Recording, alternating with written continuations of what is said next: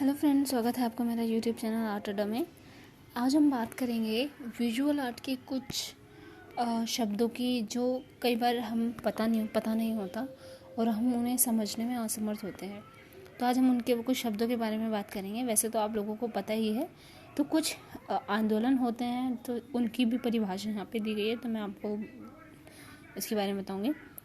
Realism अर्थात जो real को दिखाए, जो यथार्थ को दिखाए, ठीक है, जो सच्चाई को दिखाए। यहाँ पे आपको यथार्थ भी मिल जाएगा और ये लिखा है कि ये आंदोलन है, ठीक है। कुछ शब्द इसमें गलत हैं पर मैं वो सही पढ़ूँ। यूरोप में आदर्शवादी कला के विरुद्ध 19वीं शताब्दी के मध्य का एक आंदोलन जिसमें प्राकृतिक और मानव जीवन का सत्य चित्रण हुआ। इसका मतलब सत्य कि यथार्थ को, हकीकत को हूबहू दिखाया गया। इस सत्य चित्रण का प्रवर्तक था फ्रांसीसी चित्रकार कॉर्बेट, ठीक है, याद रखें। कॉर्बेट कहाँ के हैं? फ्रांसीसी चित्रकार। आपको ये छोटी छोटी चीज़ें बहुत याद रखनी पड़ेगी क्योंकि कई बार क्वेश्चन आता है कि कॉर्बेट कहाँ का है, मोने कहाँ का है, माने कहाँ का है, फ्रांसीसी चित्रकार हैं या फिर यूरोपीय चित्रकार। इस तरह से आपको याद रखना पड़ेगा, तो ध्यान रखें। आदर्शवाद को तिला झिला देकर इस अभियान के चित्रकारों ने संसार की हर प्राकृतिक वस्तु को चित्रण का विषय माना, भले ही वह सुर में ना हो। मतलब पिक्चर जो सुर में, मतलब कि एक सीक्वेंस होता है, एक लय होती है, लयबद्ध ना हो, लेकिन उसको उन्होंने उजागर करने का प्रयास किया।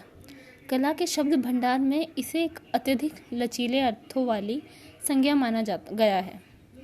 साहित्य में यह शब्द सर्वप्रथम दर्शन शास्त्र में आया था, जिसका अर्थ है जीवन के नग्न यथार्थ दृश्य, अर्थात रियलिज्म, ठीक है। अब उसका सेकंड आता है हमारा रियलिस्टिक भी उसका ही एक रूप है जिसको हम यथार्थवादी कहते हैं, ठीक है। और रियलिज्म, फाविज्म, इस तरह के शब्द आपको आगे भी मिलेंगे। फिर आते हैं रिलीफ क्या होता है कि वह सतह जिसको हम काट कर, उभार कर चित्रों का विवरण चित्र या मूर्ति आकेरते हैं, उसको हम रिलीफ कहते हैं। उस पैनल को हम रिलीफ कहते हैं। जैसे ये पैनल हो गया, ठीक है।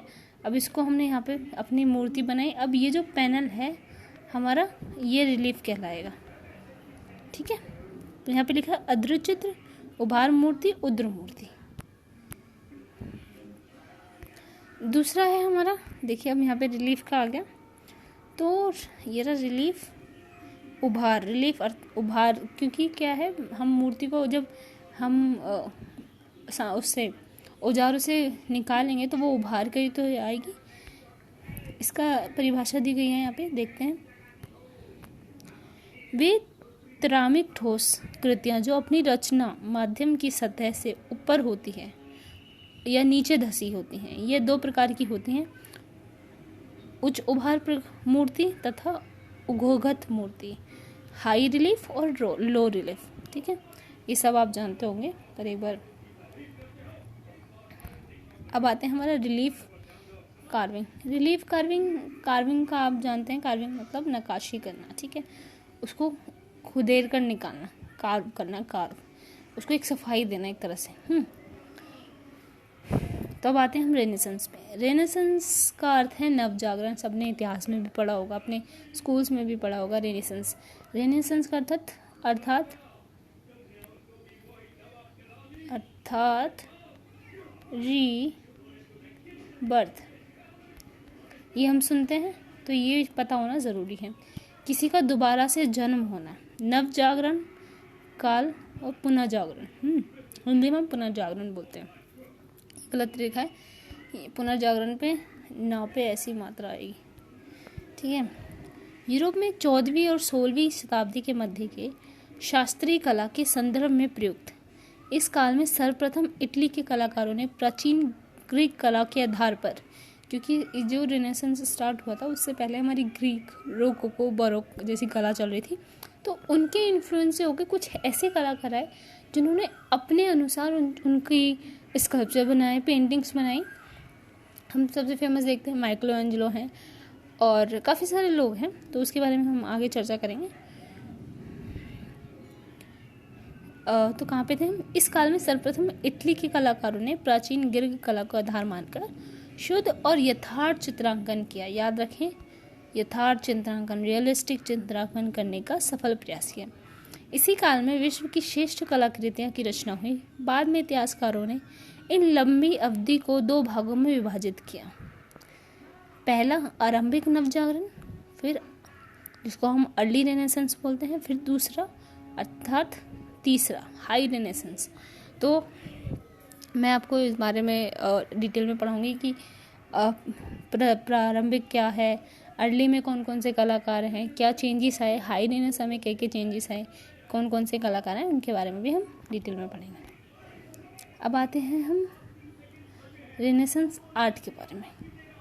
रेनेसेंस आर्ट, देखो यहाँ पे हमें वो मिल चुके हैं आर्टिस्ट। रेनेसेंस आर्ट आप समझ चुके होंगे, पुनर्जागरण कालीन का कला, ठीक है। 16वीं शताब्दी में हुई, ये सब याद रखें। यूरोप में हुई और ये इटली से हुई। और कहाँ से ये इसका इन्फ्लुएंस था? गोथिक से, ठीक है। इन्फ्लुएंस नहीं अर्थात मतलब उसकी एक आधार क्षमता शैली को जन्म दिया।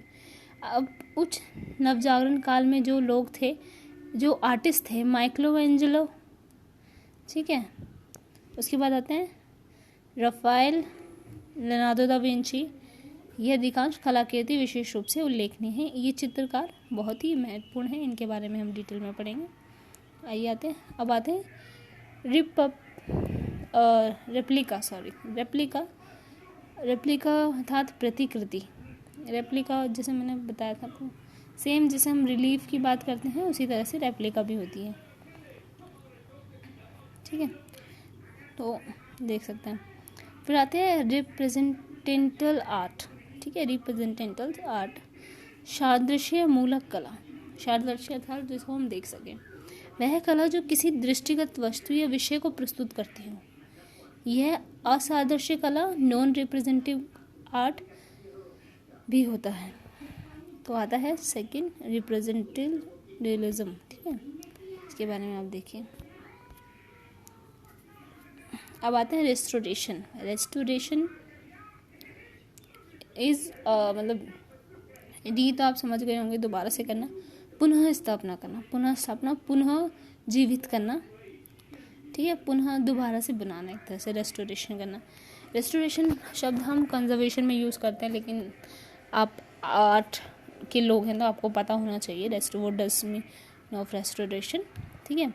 तो कलाकृतियों की सफाई, टूट फूट, समय के साथ हुई क्षति की मरम्मत के अर्थों में प्रयुक्त शब्द बड़े संग्रहालयों और कला संस्थानों में एक ऐसी मरम्मत का एक संपूर्ण विभाग अलग में होता है जो कलाकृतियों की देखरेख करता है, जिनको हम कंजर्वेटिव कहते हैं, ठीक है। कंजर्वेशन करते हैं वो लोग, कंजर्वेशन करते हैं संरक्षण रखना, मतलब जो म्यूजियम्स में जो मूर्ति टूट जाती है और या फिर कुछ भी हो जाता है तो उनकी मरम्मत करना, उनको सुरक्षित रखना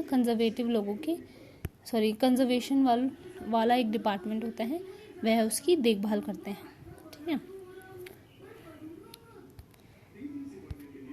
तो आज के लिए हम इतना ही, फिर मैं दूसरी क्लास में आपको इनके आगे कुछ और वर्ड्स का बारे में बताऊंगी।